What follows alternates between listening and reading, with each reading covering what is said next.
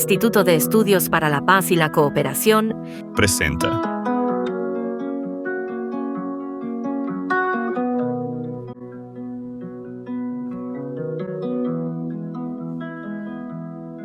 Buenas, me llamo Gonzalo Pérez Méndez. Es un placer y un honor poder estar aquí con vosotros para presentar La América Desconocida, el campesinado paraguayo entre el despojo, la migración y el estigma.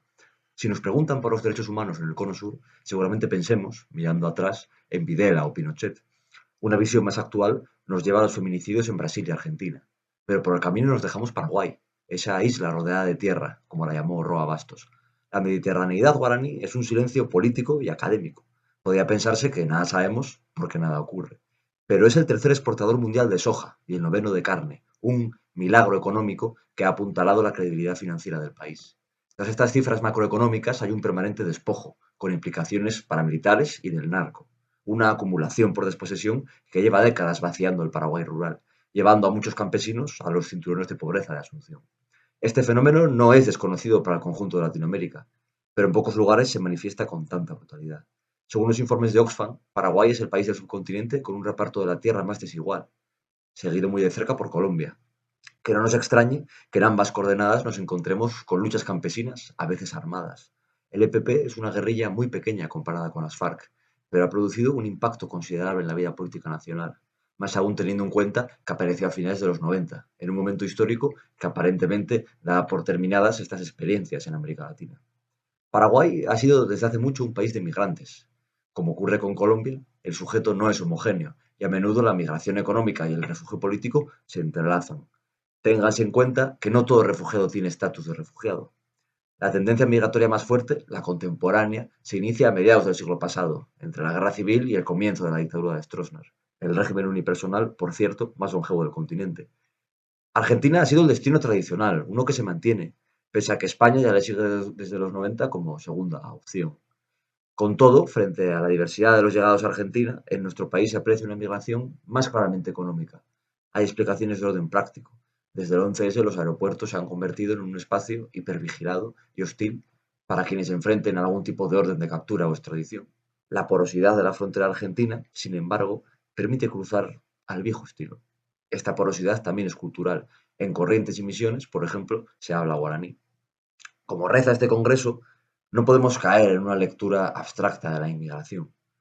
Hay que analizar sus causas estructurales y el contexto internacional en el que operan. Los migrantes no se mueven en un vacío geopolítico. Wallerstein conceptualizó el sistema mundo, con un centro y una periferia, pero también una semiperiferia que reproduce regionalmente las lógicas de dominación. Paraguay es una periferia de la periferia, que gravita alrededor de los centros de poder en el cono sur, Argentina y Brasil. Recuerda a Haití, pero con un régimen político más estable y un despojo menos destructivo.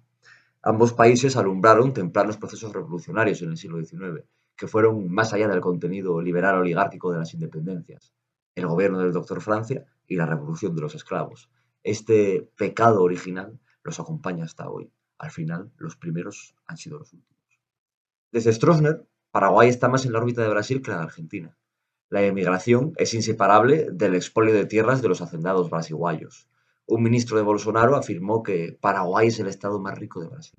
Pero Argentina se mantiene como primer destino para refugiados y migrantes.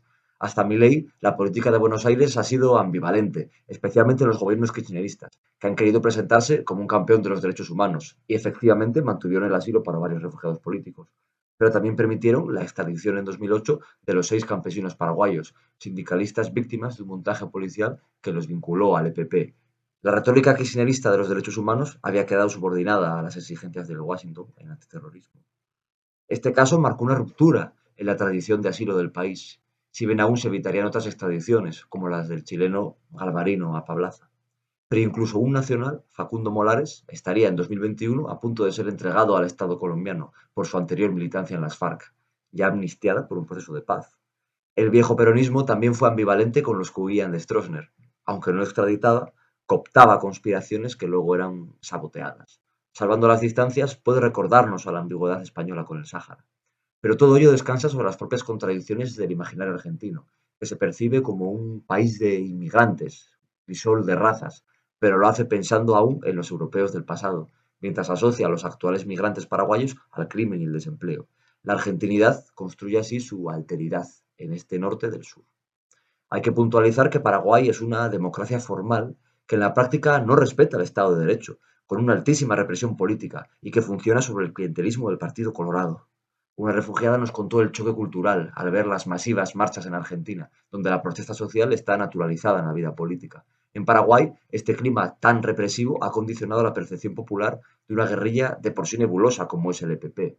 El investigador Juan Martens ha constatado que en público muchos campesinos lo rechazan o niegan su existencia, como un Hasi Hatere, un ser mitológico, mientras que en privado expresan cierta simpatía.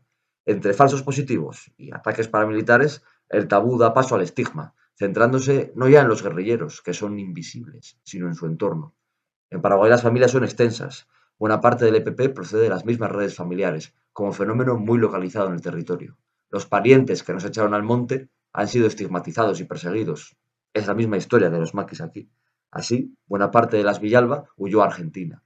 En 2020, Laura Villalba acompañó a sus sobrinas en un viaje clandestino a Paraguay para que las niñas conocieran a sus familiares de la guerrilla.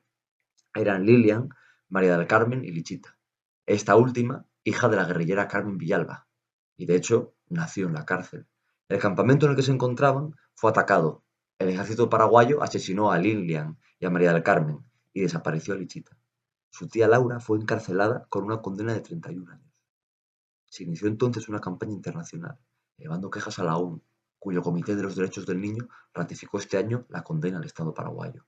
Desde Argentina, el resto de las Villalba pidió la repatriación de los cuerpos, a lo que Asunción se negó, para obligarlas a regresar y entramparlas. En 2021 fue expulsada del país una misión humanitaria argentina que investigaba el caso. En 2024, la llegada de Milei estrechó el cerco sobre las Villalba, acusándolas de brazo logístico del terrorismo y acabando definitivamente con los compromisos del kirchnerismo. Pero fue una maniobra torpe que las puso sobre aviso. Ahora tenían dos opciones: confiar, como les aseguraba la Cruz Roja, en que se mantuviera el asilo, y que la Comisión Nacional de Refugiados hiciera contrapeso a Milei, o abandonar clandestinamente Argentina. Optaron por lo último, poco antes de que en efecto se les denegara el asilo.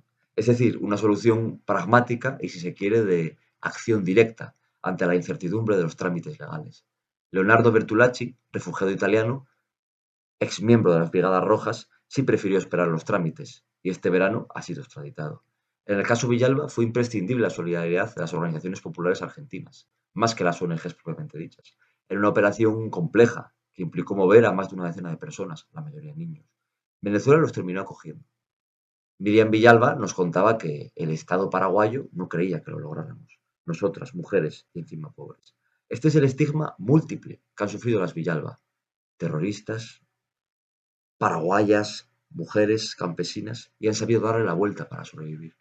Una lección importante de este caso es que, por mucho que los derechos humanos tengan una gran carga moral y universal, no dejan de ser como cualquier otro derecho.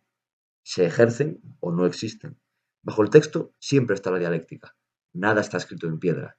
La Declaración de los Derechos del Hombre fue producto de la Revolución Francesa y la Carta de los Derechos de la ONU de la derrota político-militar del fascismo.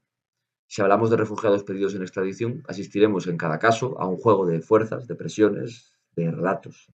Los 6 campesinos paraguayos fueron una causa minúscula que no conmovió a la opinión pública argentina.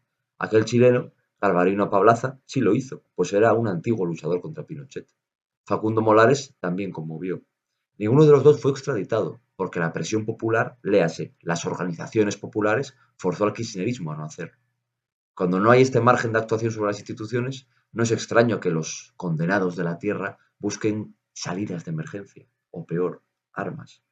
Ya hablemos de la pequeña familia Villalba o de los decenas de miles en Gaza, la ONU debería revisar qué papel quiere tener en los grandes dramas de nuestro tiempo, si quiere seguir apuntando agravios o hacer algo más.